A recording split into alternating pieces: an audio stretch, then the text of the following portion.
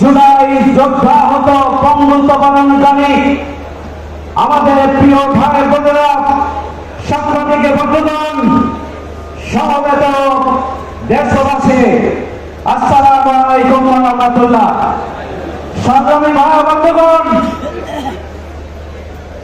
রাষ্ট্রপতির একই আদেশে জাতীয় নির্বাচন অনুষ্ঠিত হয়েছে এবং গণভোট অনুষ্ঠিত হয়েছে। গণভোটের পক্ষে বিএনপির তৎকালীন চেয়ারপারসনের পক্ষ থেকেও, তারেক সাহেবের পক্ষ থেকেও গণভোটের পক্ষে রায় দেওয়ার জন্য জনগণের কাছে আহ্বান জানানো হয়েছিল। কিন্তু অত্যন্ত দুর্ভাগ্যজনকভাবে জাতীয় সংসদে কোনভাবে তারা সংখ্যাগরিষ্ঠতা অর্জন করেছে, তারা নিয়ে জনগণের কাছে প্রশ্ন রয়েছে। আমরা সেই প্রশ্ন উঠাই নাই। আমরা বলেছিলাম জাতীয় সংসদ যেভাবে আহ্বান জানানো হয়েছে, একইভাবে জুলাই বাস্তবায়ন সংস্কার পরিষদের মিটিং আহ্বান করতে হবে, শপথ নিতে হবে, বৈঠক আহ্বান করতে হবে এবং গণভোটের রায় বাস্তবায়ন করতে হবে। কিন্তু জাতীয়তাবাদী দল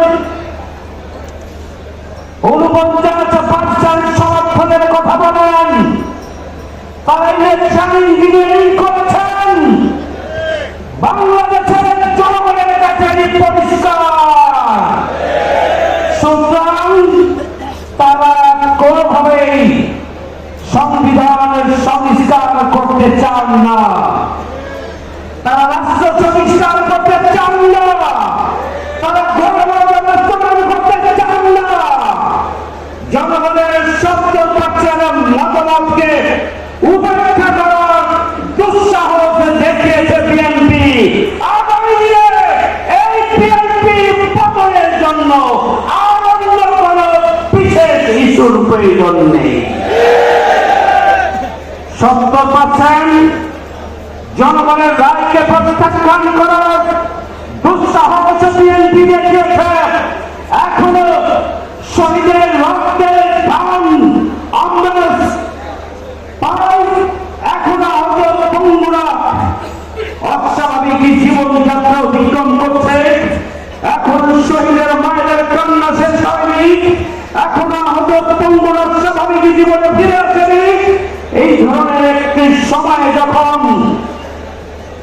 বিএনপি বর্তমান সরকার জুলাইকে পদদলিত করার সিদ্ধান্ত নিয়েছে, আগামী দিনে বাংলাদেশের রাজনীতিতে বিশ্বাসঘাতক হিসাবে জনগণের কাছে তারা চিহ্নিত হয়ে থাকবে। আজকের এই সমাবেশ থেকে আমরা পরিষ্কার করে বলতে চাই, জিয়া রহমান সাহেব গণভোট করেছিলেন ৭৭ সালে, আর ৭৮ সালে এটি সংবিধানে সংযোজন করেছিলেন, এটি সংবিধানে ছিল না। এরশাদ সাহেব গণভোট করেছিলেন, তাদের এরশাদ এবং প্রেসিডেন্ট জিয়া রহমানের ওই গণভোটের মধ্যে একটা বিষয় ছিল, জিয়া রহমান সাহেবের নীতি এবং আদর্শের প্রতি জনগণ একমত কিনা, এরশাদ সাহেবের নীতি এবং আদর্শের প্রতি জনগণ একমত কিনা। নীতি এবং আদর্শ ওই গণভোটে বিস্তারিত দেওয়া ছিল না, জনগণ পক্ষে ভোট দিয়েছিলেন, সেটি বাস্তবায়িত হয়েছিল।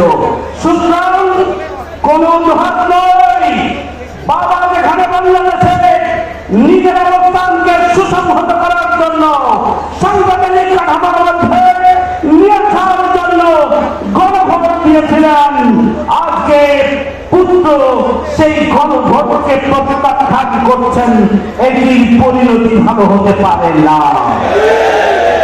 আমরা আজকে বলতে চাই, অবিলম্বে গণভোটের গণরায়কে বাস্তবায়ন করতে হবে। অবিলম্বে জুলাই শহীদের বিচারকে ত্বরান্বিত করতে হবে। বিচারের নামে প্রহসন আমরা মেনে নেব না। আহত এবং পণ্যদেরকে ক্ষতিপূরণ দিতে হবে এবং আসল বাংলাদেশ বিনির্মাণের জন্য আমাদের শেষ রক্তবিন্দু দিয়ে জুলাই গণভোটের রায় আমরা বাস্তবায়ন করে ছাড়বো ইনশাআল্লাহ। সবাইকে ধন্যবাদ। আল্লাহ হাফেজ। বাংলাদেশ জিন্দাবাদ। আসসালামু আলাইকুম।